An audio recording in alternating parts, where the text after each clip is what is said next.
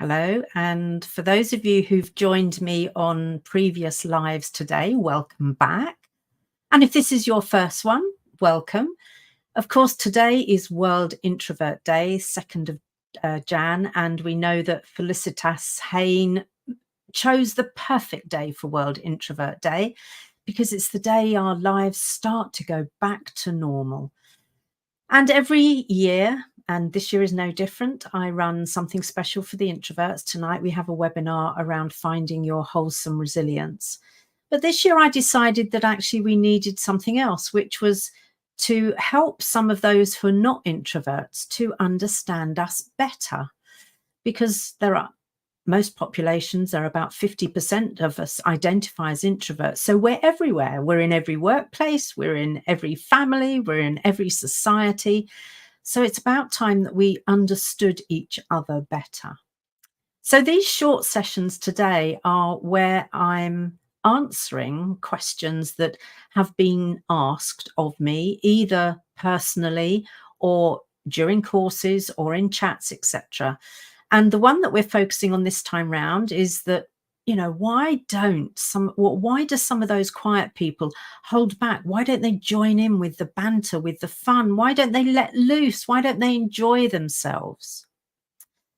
And of course, all of that is being judged from an extrovert perspective in terms of the things that light up an extrovert that they consider to be fun and joyful aren't necessarily the things that light an introvert up. So whether this is in families, I can imagine having just had the whole series of events from Thanksgiving on into New Year, many of us will have been invited places and thought, I don't really want to go because there'll be no kind of real meaty conversations. So the first reason really why introverts don't join in with the fun and the banter is that fun is very subjective. And what one person considers fun isn't fun to somebody else. And one of the things that many introverts, I won't say all, but many introverts don't like is people being made fun of because quite often they've been the butt of somebody's joke. We quieter ones have often been on the receiving end of, well, it's all right for you. You don't need anything. You haven't got any friends anyway, or whatever it is that people think is a funny thing to mention. So we need to really understand that.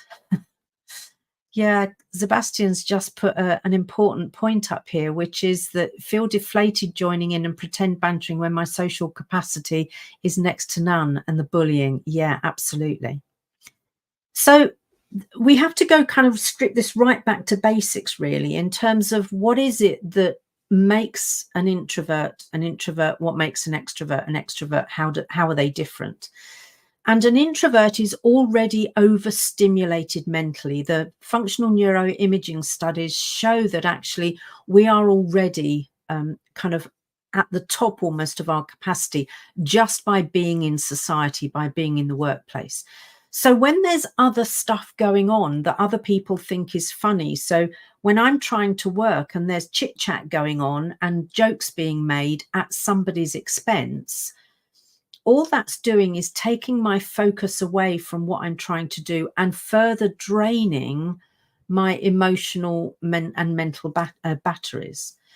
So the primary reason we don't join in is because it depletes us. Unlike for extroverts where it reinforces them, it actually depletes further the energy of the introverts.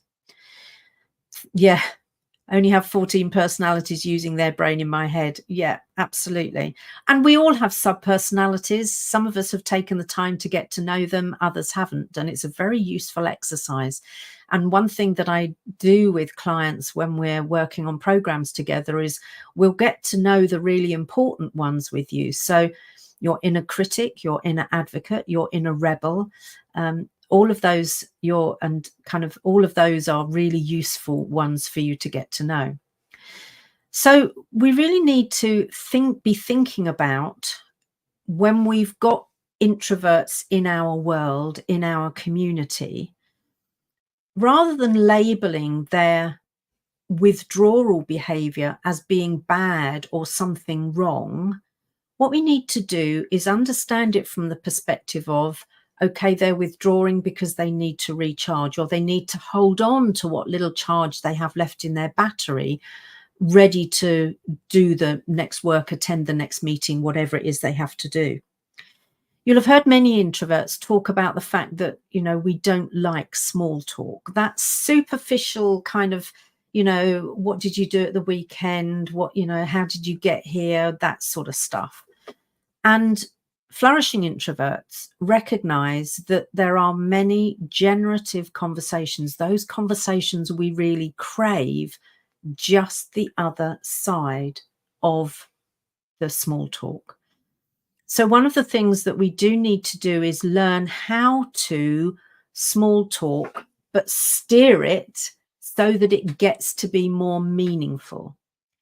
But if we go back to a lot of the banter and the supposed fun stuff that goes on in the office, very little of that is generative, is the type of conversation that moves our thinking forward.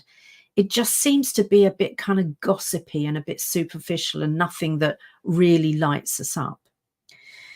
As a result, it's not unusual for introverts to be called arrogant, a snob, aloof, because, again, we're being judged by those who are recharged by that kind of interaction. We're being judged and left wanting because we're not engaging, because we don't engage with that or recharge through that method. So my big plea to people is, rather than judging people and labeling them as, loners or aloof or snobbish, arrogant, all of which have been leveled at me at some point, is to just pause, just take a moment and think there's a reason why people aren't joining in. And it's not because they're boring.